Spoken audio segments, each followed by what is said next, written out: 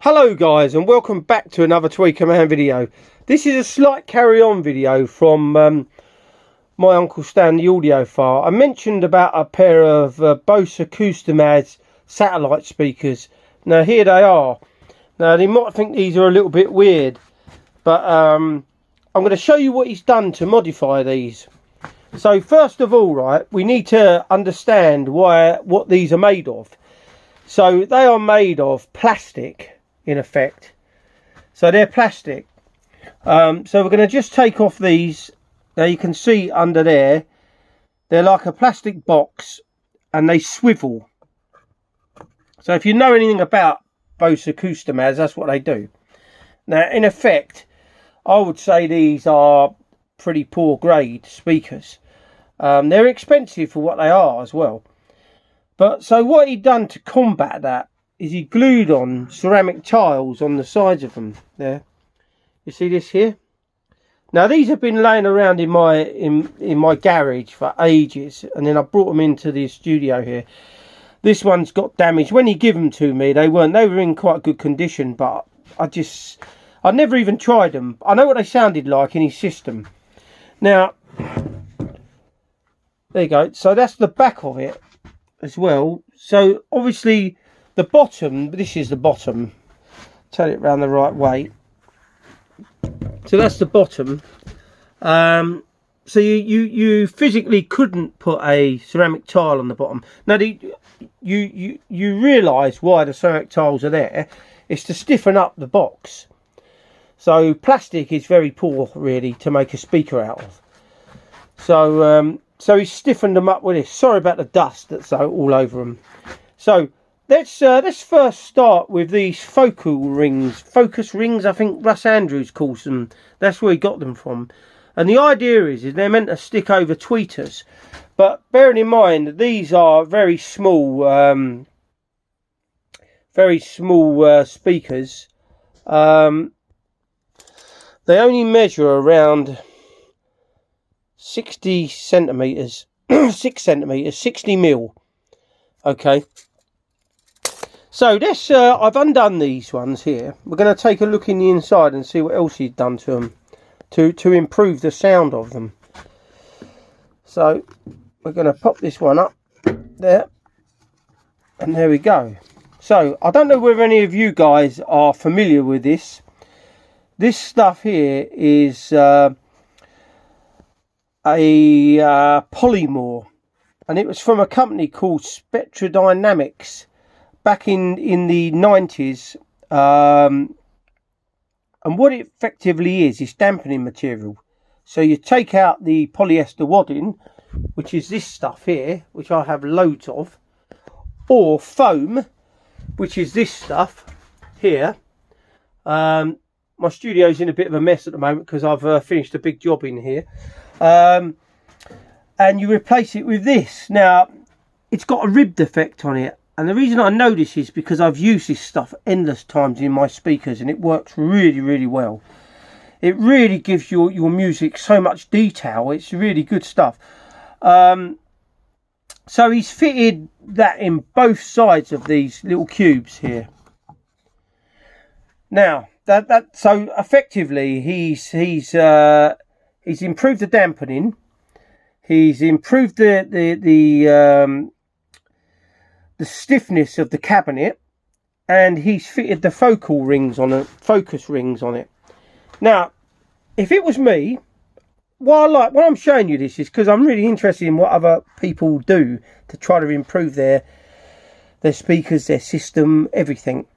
If it was me, what I would have done is I would have probably fitted on some oak side pieces. I mean, ultimately, the best thing to do is to make new boxes for these. If you want to keep a nice set of small speakers like this, you want to make some oak boxes, and then you could still use the plastic bit in the middle that makes it swivel to fit back on two nice MDF or even better plywood boxes. It would make the speaker slightly bigger. That's the only problem. But that would be the ultimate thing. But if not, I mean, these do work these do work quite well, these ceramic side pieces, but they look a bit ugly and they make the speaker very heavy. They used to fit onto these wall brackets here, which I nicked from them to fit these speakers up. Okay. So what I would have done is I would have effectively, if I was keeping the plastic boxes, I would have effectively glued either some MDF onto the sides of it or some solid oak.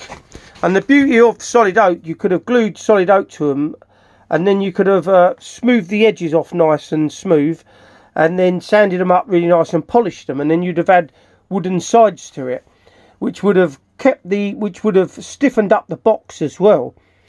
And the most important thing I would have done was rewired them, which he never did. Obviously, he wasn't that experienced with that.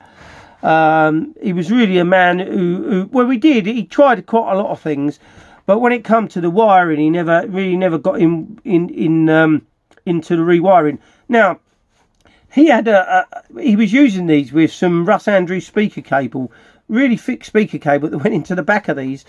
And another thing I would have done as well is I would have changed these springs at the back of it, these spring connectors, which are very poor. And you could have actually drilled and put some nice speaker terminals in the back of those, WBT or something really nice, if you wanted to. So that's what I would have done. But overall, he didn't. And when I listened to these in his house, they was running with the Michelle transcriptor turntable going through the quads, the quad preamp and the quad power amp. They did sound really good, actually. But saying that, I had nothing else there to compare them to at the time when I was listening in his house to these. And he had the subwoofer module. It wasn't a module, it was a passive subwoofer. So that's it, I think. But these focal rings are interesting. I've seen them on a lot of Russ Andrews stuff. He's got a set of these fitted on the Russ Andrews speakers that came with the Russ Andrews speakers when he bought them from new. But yeah, I thought I'd just show you these, just to show you what some people go to try to improve sound quality of things. I find it fascinating. I don't know about you guys, but we all do try different things to try to improve it. And these speakers, without these improvements, I would have thought would have sound rubbish. I can't remember what they sounded like before. I only remember once he'd done these modifications, he asked me to come around and listen to them, and I never listened to them beforehand. But they would have improved. I know this polymorph does really improve detail. This was made by a company called Spectra Dynamics, and I think these were called what are they called, focus sheets or something. I can't remember now. They were back in the 90s, and I'd even spoke to the guy from there. And when I was building some speakers of my own, I built several speakers, could never actually get them right, and the guy from there helped me quite a bit on them. So yeah. So these all just, I'll just mess about with these. I haven't even, I haven't even tried these on my system. That's buggered, that one there. So it's not even worth it. But I just keep things around. I've got so much gear that I just keep hold of. So that's it for this video. I hope you like it. It's just a quick insight into what audiophiles do to try to improve their equipment, even if they are rubbishy Bose speakers.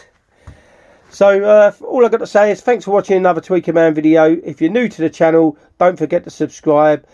Don't forget to give this video a like, and don't forget to hit that notification bell so you know when I'm uploading next. Thank you for watching.